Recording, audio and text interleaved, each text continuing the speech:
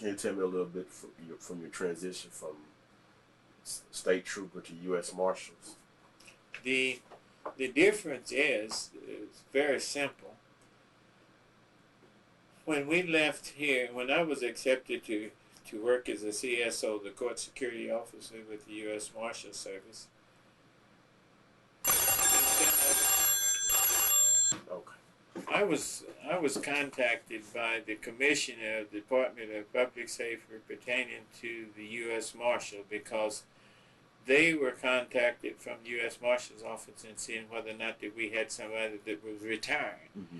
And they was interested in employing retired troopers or officers as CSOs, Court Security Officers. Mm-hmm. At the time, I was going to retire September 1 of 1987. Mm-hmm.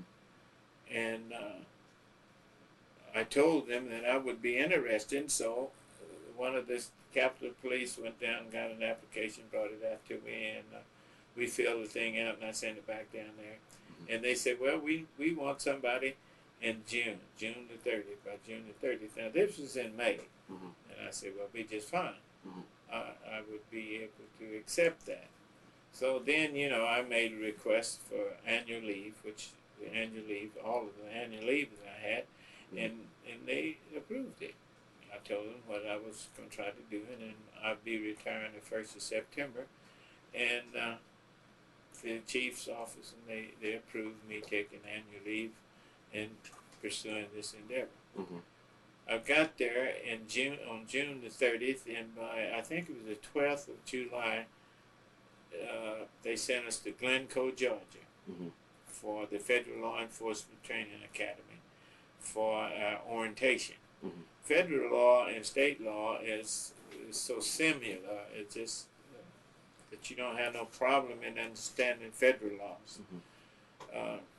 The difference in the way they enforce it, that's what we were down there for. And we spent a week down there for his orientation, and then we come back, and we were assigned judges. Every judge up there, there's a CSO on that floor that assigned to the courts, and if it's a criminal duty or in civil duties, he will be in that court. Mm-hmm. And that's for the protection of the judicial system and the people coming into the courts up there. And that's where I stand today. Now, have you ever seen anyone, I guess, act, any criminals come in, act, I guess, unruly?